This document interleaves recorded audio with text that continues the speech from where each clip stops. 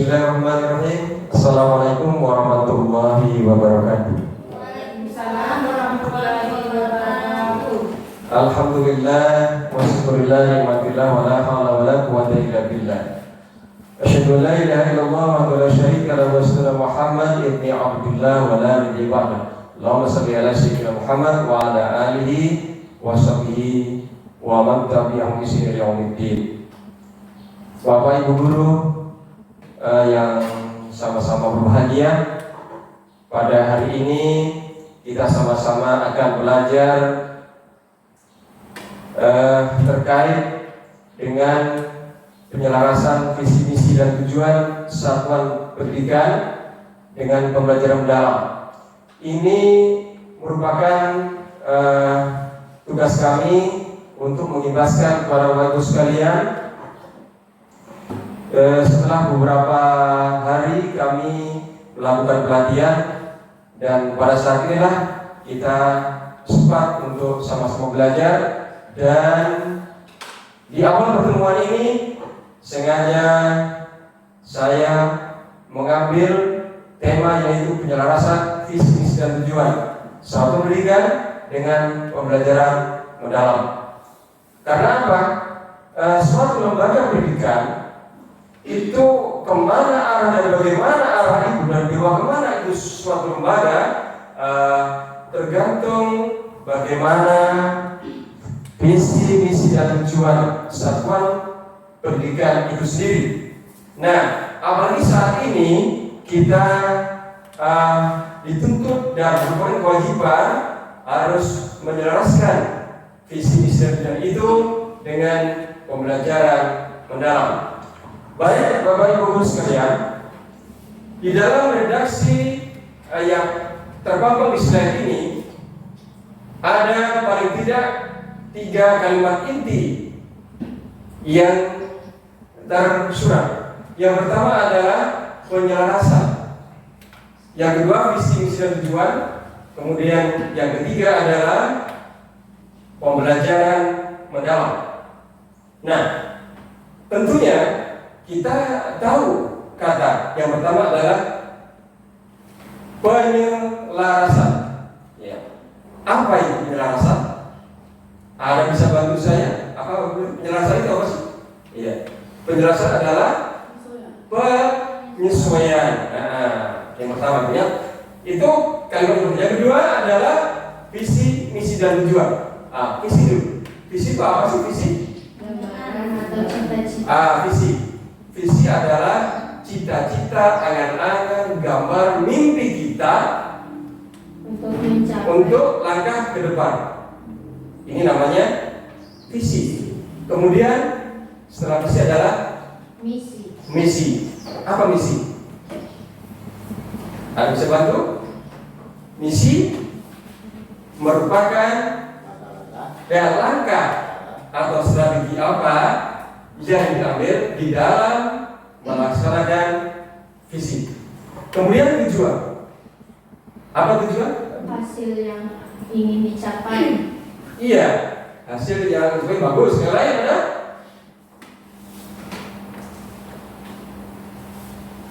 Tujuan itu langkah konkret yang diambil yang dapat diukur dan dievaluasi.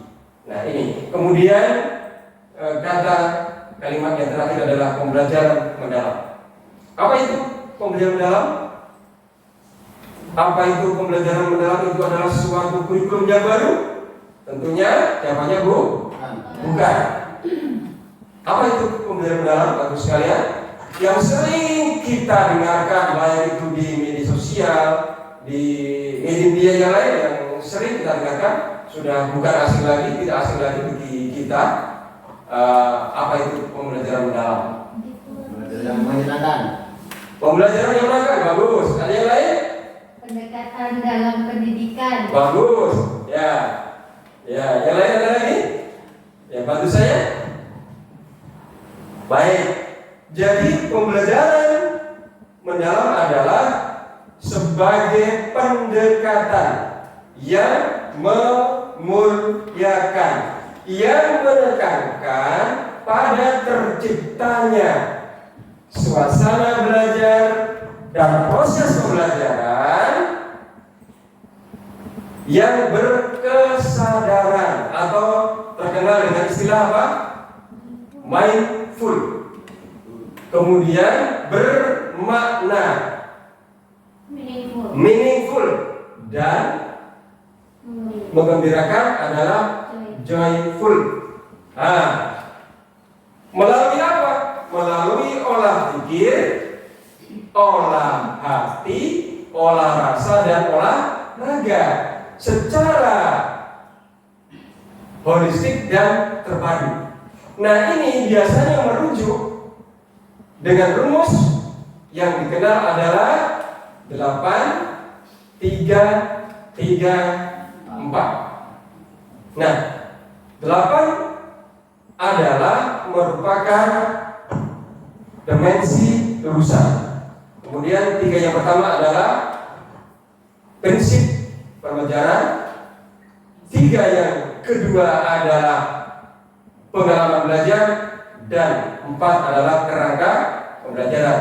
Nah, mengenai hal ini nanti kita bahas pada materi mendatang. Sekarang kita fokus kepada bagaimana penjelasan visi misi dan tujuan satuan pendidikan kita ini dengan pembelajaran. Lanjut. Jadi sekarang kita bahas apa itu visi misi dan tujuan. Ini lebih detail lagi. Visi adalah gambaran jangka panjang. Visi adalah gambaran ideal tentang masa depan yang ingin diwujudkan. Visi ini berfungsi sebagai arah atau cita-cita pedoman di dalam seluruh kegiatan yang kita lakukan. Kemudian yang kedua, misi. Misi adalah merupakan langkah di dalam mencapai visi. Misi adalah langkah strategi untuk mewujudkan visi, lebih bersifat operasional dan menjelaskan cara digunakan dalam mencapai visi. Dan yang ketiga adalah tujuan. Tujuan adalah target. Target itu terukur dan spesifik. Tujuan adalah hasil konkret yang ingin dicapai dalam jangka waktu tertentu dan bisa dievaluasi. Oke, lanjut. Next. Nah, bagus sekali ya. Sekolah kita ini sebenarnya sudah mempunyai visi, misi, dan tujuan.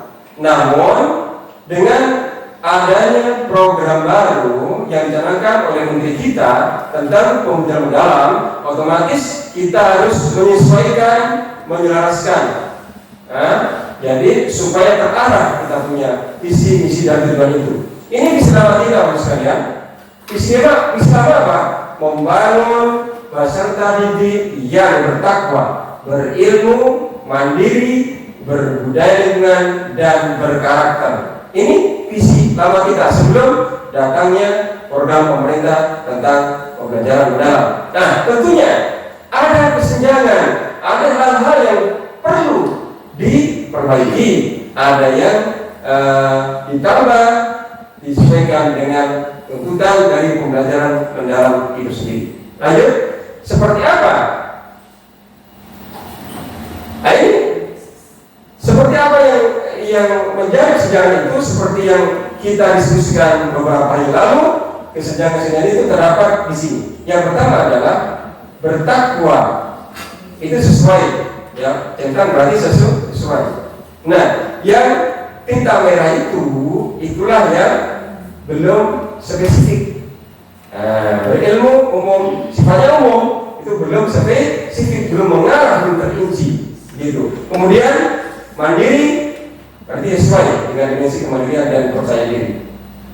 Lalu berbudaya lingkungan sesuai dengan dimensi wawasan global dan lokal. Berkarakter sesuai dengan dimensi karakter.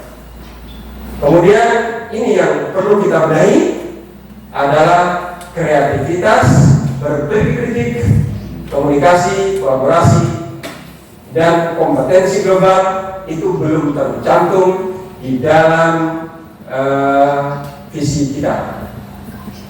Baik, lanjut. Inilah visi kita yang baru sekalian, yaitu mewujudkan konsep 3D yang bertakwa, mandiri, berpikir kritis, kreatif, komunikatif, kolaboratif, peduli lingkungan, berkarakter kuat, dan memiliki kompetensi global. Ini menjadi visi baru kita setelah kita menganalisis visi yang lama dan menjadi rujukan visi lama dengan kesenjangan-kesenjangan yang ada. Dengan diskusi kita, maka kita sepakat dengan visi yang baru ini. Baik. Sekarang setelah visi dalam misi lama kita yang sudah kita sepakati dulu itu seperti ini. Pertama, menanamkan nilai ketakwaan, mengembangkan pengetahuan dan keterampilan, mendorong kemandirian, mewujudkan kepedulian lingkungan, membangun karakter bangsa. Ini misi yang lama dulu. Nah, tentunya kita harus di mana titik kelemahannya, di mana yang harus kita benahi, kita selaraskan dengan pembelajaran mendalam, maka kita menghasilkan analisa seperti di slide berikut. Ini adalah yang pertama, sudah selaras dengan visi, namun kurang mengaitkan nilai ketakwaan dengan kehidupan abad 21 dan tantangan global. Tidak ada penjelasan eksplisit berarti yang jelas, yang terang, jadi masih kabur, belum ada rincian yang jelas. Kemudian tentang kebijakan itu kontekstual dan reflektif yang menguatkan makna nilai religius. Kemudian yang kedua, masih sepanjang umum dan luas, belum menegaskan kompetensi berpikir kritis, mencari masalah, kreativitas, dan inovasi yang menjadi tuntutan pembelajaran mendalam. Inilah kesenjangan yang telah kita analisa dan untuk memperbaiki pada misi yang akan datang. Next. Inilah misi yang baru kita, yaitu menanamkan nilai-nilai keimanan dan ketakwaan melalui kegiatan pembelajaran dan kehidupan sekolah yang bermakna. Kemudian mengembangkan kemandirian dan tanggung jawab peserta didik melalui pengalaman belajar yang efektif dan kontekstual. Ya, inilah misi baru kita, hasil dari analisa yang kita benahi, kita selaskan.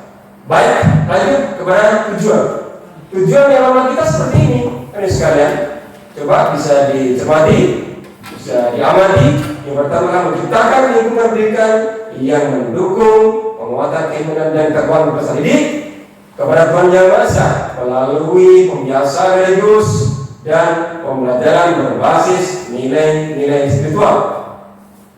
Yang kedua, mengembangkan keterampilan akademik dan praktis peserta didik agar mampu bersaing secara global dengan tetap mempertahankan kearifan lokal. Ini adalah tujuan yang lama. Nah, tentunya setelah tujuan yang lama kita analisa dan menghasilkan analisa kisah kesenjangan yang perlu kita benahi. Di antaranya adalah yang pertama, sudah kuat secara nilai, tetapi belum mengaitkan dengan konteks sosial, lingkungan, dan teknologi masa kini. Kemudian yang kedua, selaras, namun kurang menegaskan literasi digital, kemampuan inovasi, dan kolaborasi internasional. Di mana bahwa saat ini tuntutan kita semua sebagai guru, mau tidak mau kita tidak boleh ketinggalan kereta. Kita harus mengikuti perkembangan zaman dengan perkembangan digital. Ya, karena semua sekarang serba IT. Jika kita tidak belajar, tidak terus mengikuti perkembangan, maka kita akan tertinggal dengan yang lainnya. Inilah hasil analisis yang kita terhadap tujuan. Kemudian lanjut, Ini tujuan sekolah kita yang baru setelah kita melakukan analisa. Yang pertama, menghasilkan peserta didik yang beriman dan bertakwa kepada Tuhan Yang Maha Esa, serta menunjukkan perilaku spiritual dalam kehidupan sehari-hari.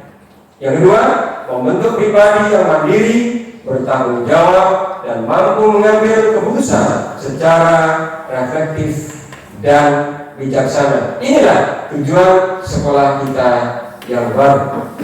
Next. Sekarang Bapak sekalian, bagaimana penerapan kita setelah kita menyusun mulai dari visi, misi, dan tujuan itu? Sekarang penerapan di dalam pembelajaran kita sehari-hari seperti apa? Ini kami memberikan sedikit contoh bagaimana penerapan visi, misi, tujuan itu dengan pembelajaran mendalam.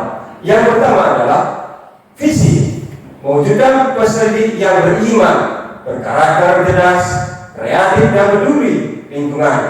Penerapannya seperti apa? Ini adalah guru mengintegrasikan nilai keimanan dan kepedulian lingkungan dalam setiap materi atau setiap tema. Misalnya pada pelajaran IPA atau IPA, siswa diajak menanam tanaman dan membuat jurnal pertumbuhan sebagai bentuk pembelajaran berbasis proyek. Jadi dengan mengamati, membuat jurnal, anak-anak mengetahui bagaimana perkembangan pertumbuhan tanaman itu sebagai bentuk ciptaan Allah, di mana bahwa pertumbuhan itu adalah merupakan kekuasaan Allah. Dan ini berarti ada nilai-nilai religius, nilai agama. Ini adalah sebagai bentuk dari perwujudan peserta didik yang beriman dan berkarakter. Bagaimana berkarakter itu adalah bagaimana menyikapi dengan adanya tanaman yang itu, berarti bagaimana sikapnya, akhlaknya, itu adalah karakter anak-anak. Bagaimana di dalam melihat pertumbuhan, bagaimana cara merawat, itu merupakan karakter dari kegiatan ini. Lanjut pada misi seperti apa sih? Misi sekolah meningkatkan mutu pembelajaran dengan pendekatan aktif, inovatif, dan kolaboratif. Nah, kalau kita berbicara dengan pembelajaran dengan pendekatan yang aktif, inovatif, dan kolaboratif, itu contoh yang bisa kita pakai, yang cocok untuk pembelajaran mendalam itu. Yang pertama contohnya adalah model pembelajaran PBL. Apa itu PBL? Problem Basic Learning. Problem Basic Learning itu berfokus pada masalah ya, masalah. Anak-anak menjelaskan masalah itu. Kemudian selain PBL apa lagi? PJBL. Ada PJBL, Project Basic Learning. Project itu perlu waktu, perlu ada perencanaan, ada di situ pelaksanaan, dan itu perlu waktu yang agak lama, namanya project. Ada tahap-tahapan. Ini juga termasuk bagian dari pembelajaran yang aktif, kreatif, inovatif di dalam pembelajaran mendalam. Apalagi selain itu yang biasa kita pakai di cara belajar itu ada tadi PBL, ada PJBL, ada inquiry. Ya, inquiry itu pertama itu ada penyelidikan, kemudian menemukan terhadap permasalahan, yaitu itu inquiry yang biasa kita pakai. Ya, ada lagi namanya discovery. Ya, dan masih banyak lagi yang lain yang bisa kita terapkan, yang merupakan model pembelajaran di dalam meningkatkan kualitas dan kita dalam melaksanakan pembelajaran mendalam itu. Baik, selanjutnya kepada tujuan. Menghasilkan lulusan yang mandiri, berkarakter, dan mampu berpikir kritis. Jadi mampu menghasilkan lulusan yang mandiri, berkarakter dan mampu berpikir kritis. Ini sesuai dengan tuntutan perkembangan zaman. Kemudian bagaimana penerapannya di dalam pelajaran mendalam? Guru memberikan tantangan berupa problem solving. Ini ada problem solving. Kemudian misalnya bagaimana cara menghemat air di sekolah. Ini sehingga siswa belajar menganalisis masalah itu, merumuskan solusi dan mempresentasikannya atas hasil yang dicapai. Ini adalah bentuk-bentuk penerapan bagaimana dengan pembelajaran dalam konteksnya di dalam melaksanakan pembelajaran yang aktif, kreatif, inovatif di dalam meningkatkan mutu pendidikan. Kemudian dengan cara ini visi, misi dan tujuan sekolah benar-benar terwujud dalam praktek pembelajaran, bukan hanya tertulis dalam dokumen, bukan hanya dipampang di tembok, tetapi nyata dirasakan siswa dalam keseharian belajar. Nah, saatnya kita sampai kepada kesimpulan. Kesimpulannya adalah penyelarasan visi, misi dan tujuan sang pendidikan dengan pembelajaran mendalam memastikan arah pendidikan berjalan konsisten antara cita-cita lembaga dan praktek pembelajaran. Kemudian visi menjadi arah jangka panjang, kemudian misi mengarahkan strategi langkah apa yang harus diambil. Kemudian tujuan itu diwujudkan oleh pembelajaran mendalam yang menekankan pemahaman konsep, keterampilan berpikir kritis, kolaboratif, kreativitas, serta membentukkan karakter sehingga peserta didik tidak hanya berprestasi akademik, tetapi juga siap menghadapi tantangan perkembangan zaman. Lanjut. Bapak sekalian, itulah tadi sedikit pemaparan saya di dalam menjelaskan masalah keselarasan visi-misi dan tujuan dengan pembelajaran mendalam. Ini adalah diskusi kita dulu terkait penyelarasan visi-misi dan tujuan dalam pembelajaran mendalam. Ini dokumen kita yang lalu. Kemudian lanjut lagi. Ini pertemuan kita dengan komite. Waktu itu saya sempat menjelaskan perlunya penyelarasan itu di dalam suatu lembaga pendidikan yang merupakan tuntutan perkembangan zaman, khususnya di dalam dunia pendidikan. Lanjut. Ini juga termasuk. Nah, sampailah kepada terima kasih. Demikian yang bisa saya sampaikan. Tentunya banyak kekurangan dilakukan bagi saya. Mudah-mudahan kita semua bisa sharing pendapat untuk melengkapi tentang pemahaman materi yang kita bahas pada pagi menjelang siang ini. Demikian saya akhiri. Billahi taufiq wal hidayah, waridho wal hidayah. Assalamualaikum warahmatullahi wabarakatuh.